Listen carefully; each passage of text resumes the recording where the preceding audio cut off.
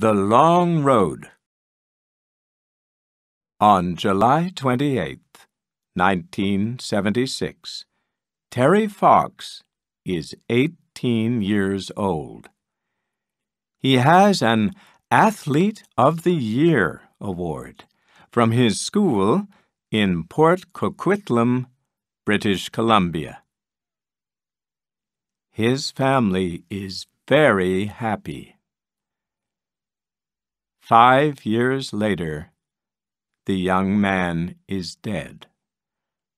But Terry Fox's name is now famous. Today, his statue stands in Ottawa.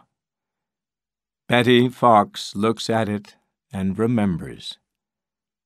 Her son is a Canadian hero. This is his story. At 18, Terry Fox is a good student and a strong athlete. The happy times stop in March 1977. One day, Terry is running home. He stops suddenly. His mother looks out the window. "It's my right leg," Terry says. The family takes him to the hospital. Terry has cancer. And there is only one answer. On March 9th, the doctors operate. 3 weeks later, Terry has an artificial leg. Terry goes home in April, but he often thinks of the children with cancer in the hospital. Only money can stop the pain, he thinks. He remembers a story about a man with one leg in the New York Marathon. "I can run a marathon, too." Terry says to his friend, Doug Alward, "I can run across Canada for money." Later, Terry talks about the marathon to his girlfriend, Rika. Doug and Rika are happy about it, but Terry's mother isn't very happy. "You can't run from the Atlantic to the Pacific Ocean on one good leg," she says. "That's very difficult." But Terry doesn't listen. Rika writes letters to important people. They give money and a car for Terry's run. Terry calls his run the Marathon of Hope. It is a long road. From St. John's to Port Renfrew is 5,300 miles, 8,530 kilometers. Terry can't start in 1977. But early in 1979, he is running every day. 1 year later, he is strong again. Terry's marathon starts at St. John's, Newfoundland, on April 12, 1980. Doug Alward is his driver. Terry runs in the day. At night, he and Doug sleep in the car. The marathon starts well. Newfoundland has 2 things: Terry says. The ocean and people. He likes running near water, and the people are very friendly.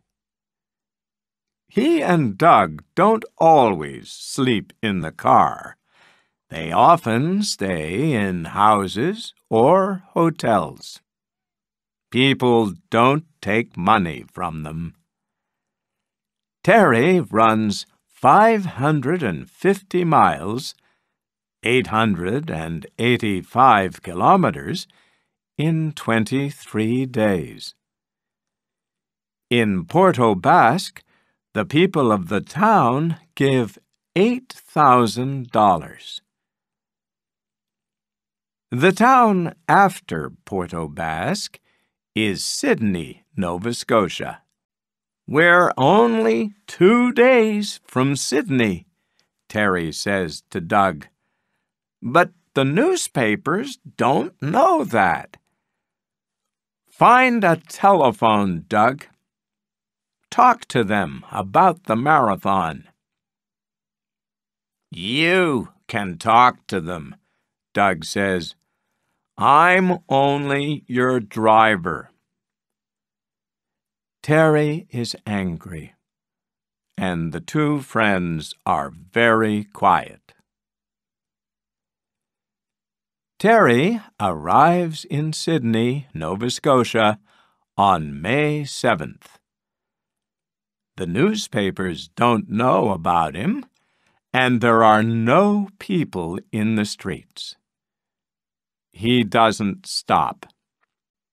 On May 8th, he is on the road to Halifax. He runs early in the morning. I like that quiet time of day, he says.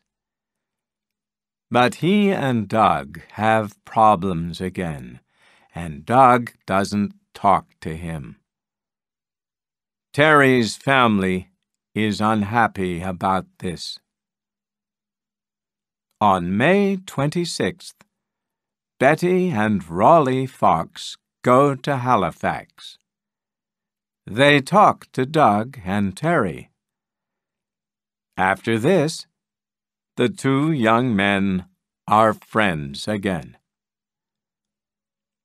Terry finishes his first 1,000 miles, 1,609 kilometers. Then he goes to Prince Edward Island. It is a beautiful place, and people are very friendly. On the road from Borden, they give $600. On May 26th, a happy Terry talks to 900 students at a school in Charlottetown. On May 28th, Terry is near Moncton, New Brunswick.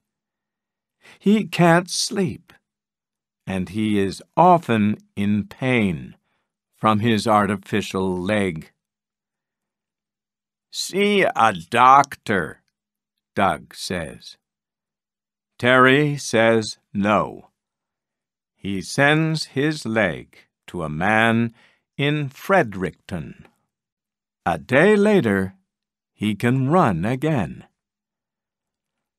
On May 31st, he arrives in St. John.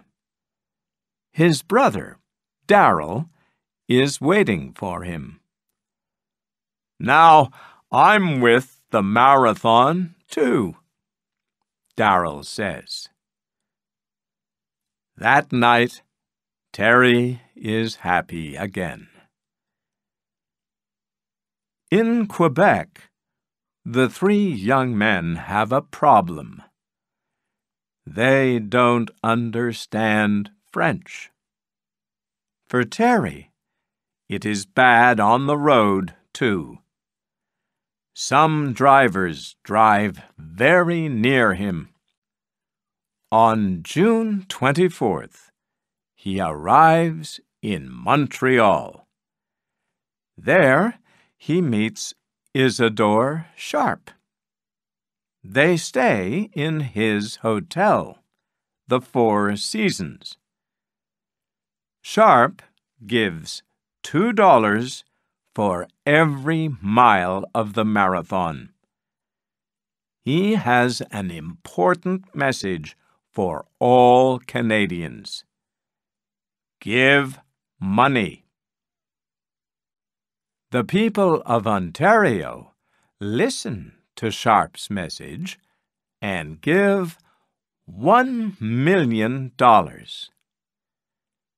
Terry is now famous. He meets the Canadian Prime Minister, Pierre Trudeau, in Ottawa on June 30th. After this, people call his name in every town. Terry doesn't like it. "Okay, I'm famous," he says in Toronto, "but I'm not running for that. Think about the sick children. Think about the Marathon of Hope." After Toronto, Terry doesn't run well. In the evenings, he isn't strong, and he often can't talk to people. "See a doctor," Darrell says. Again, Terry says no. On September 1st, Terry is running near Thunder Bay. There is a bad pain in his lungs. After a mile, he stops. An airplane takes him back home. He goes to the hospital in New Westminster. The Marathon of Hope stops 3,339 miles, 5,372 kilometers, from St. John's, Newfoundland. Terry can't finish his long road, but there is now $1,400,000 for sick children. This is good. But Terry has cancer again. This time it is in his lungs. On a big TV show on September 9th, famous people say thank you to Canada's hero. Terry watches from his bed and smiles. 10 days later, Canadians and Americans give $10 million. 10 days later, Terry gets the Order of Canada, the country's #1 award. Important people say thank you to him. Betty and Raleigh sit with Terry and listen. They smile, but they aren't happy. Their son is now very sick. The doctors can't stop Terry's cancer. Terry Fox dies on June 28th, 1981. Letters come to the family from around the world. "We are very sorry about Terry," they say. Pierre Trudeau calls him Canada's hero. Isidore Sharp remembers him, too. Money from Terry's Marathon brings hope to all people with cancer, he says. Now it is our fight. Can we run a marathon for cancer in Terry's name every year? The answer is yes. The first Terry Fox Run in Canada starts in week 3 of September 1981. It brings $3,500,000 to the fight with cancer. Today, there are Terry Fox runs around the world. In the same week, in September, every year, people run and remember Canada's hero. Terry is dead, but his message is always with us. Stop the pain.